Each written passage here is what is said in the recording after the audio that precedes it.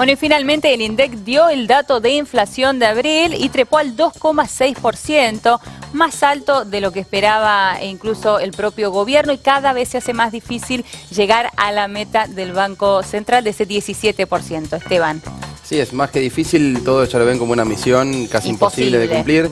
De hecho, el dato que ayer, como bien decías, del INDEC del 2,6% fue el mes en lo que va del año con mayor inflación de este 2017, con lo cual las perspectivas, si bien lo que siempre se plantea el gobierno es que en este primer cuatrimestre se dieron las mayores subas en servicios públicos como el gas o la luz, que particularmente en abril fue un factor importante en este 2,6%, que en el segundo semestre no habría tantas subas, por lo menos de tanta magnitud como fueron en esta primera mitad del año, que entonces la inflación bajaría. Sí es difícil pensar en la posibilidad de cumplir con ese 17%, porque si el promedio mensual... De hecho, vos hiciste un buen cálculo. Claro. Si yo te digo, mira, hay que cumplir ese 17% sí o sí, ¿cuánto tendremos que tener de inflación de aquí a lo que resta del año? Menos del 1%, tendría que ser un 0,9% mensual de aquí a diciembre para que ese 17% se cumpla. Ojalá pudiera ser así, ¿no? Hasta Pero ahora es difícil. no hubo ningún mes con esa cifra, entonces, bueno, es difícil pensar en eso.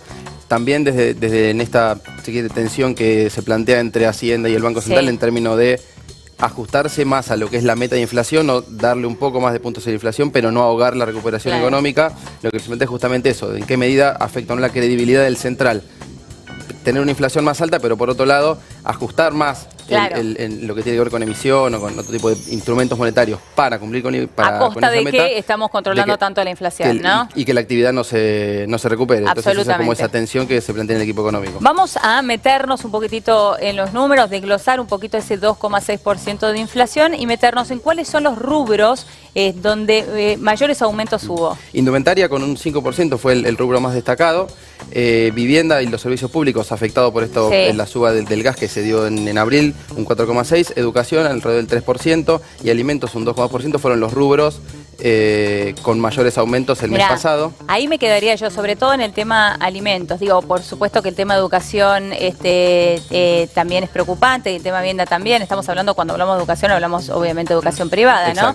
Pero el tema alimentos es un tema que es un llamado de alerta. Y el otro dato que también llama la atención es el 2,3% que dio la inflación núcleo, esta medición que excluye los precios regulados y los estacionales, que no es solo las tarifas públicas, sino también, como bien decíamos, educación, los cigarrillos, el transporte en colectivos, tal vez de larga distancia, con un montón de otros factores que están regulados, son estacionales. Bueno, esta medición las excluye y es un 2,3%, que es un número también alto, altísimo, pensando en el sendero decreciente de la inflación. O sea que la excusa de las tarifas en este caso no sirve, porque si la inflación núcleo es del 2,3.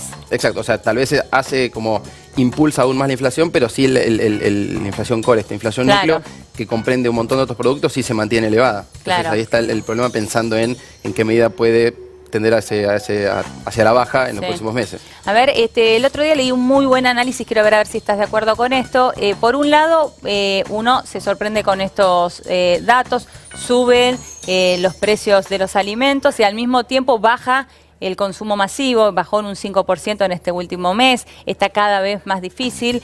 Y por otro lado, tenemos otra realidad, otra Argentina. Sube la compra de autos, sube la compra de motos, sube la compra de departamentos. Bueno, lo que indica esto es que la brecha es cada vez mayor, ¿no? Aquellos que tienen y pueden, se compran un departamento, un auto, una moto. Sin embargo, los más desfavorecidos, los que menos tienen, no llegan ni a comprar los alimentos. Y porque es como siempre se plantea que esto de que la inflación golpea más a los que menos tienen, porque son los que menos capacidad de ahorro tienen y los que destinan la mayor parte de sus ingresos al consumo más urgente o más necesario, digamos, esto como vos planteabas. Y en esto de la venta de inmuebles, el blanqueo con este ingreso de fondos que se planteó en la primera parte del año también impulsó un poco ese mercado.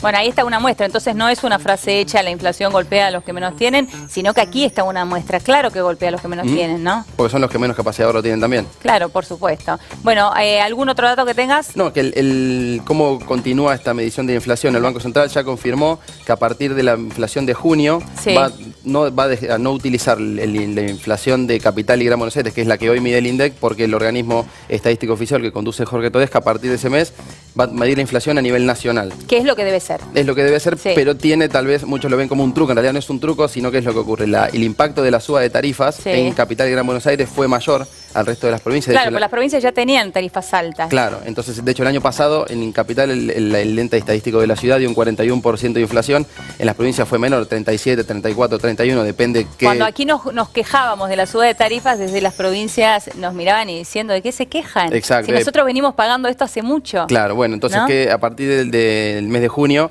el Banco Central va a tomar esa inflación que de alguna manera lo va a ayudar tal vez a estar más cerca de esa meta, porque se espera que la inflación a nivel nacional sea mayor a lo que ocurre aquí en Capital Federal. Pero o sea, el número lo va a beneficiar, pero realmente no es que esta es una herramienta para lograr un número menor, sino que es lo que debe ser. La inflación tiene que ser nacional. Medirse a nivel nacional, exacto. ¿No? Pero bueno, mientras tanto, el mercado tampoco, las entidades financieras y las consultoras tampoco creen que esa meta sea cumplible. De hecho, el último reporte del Banco Central habla de que la expectativa ya está en el del 21% para este año. Así que bueno, nos quedaremos allí con ese 21%, veremos si se logra. Exacto. Muchísimas gracias, Esteban, como siempre.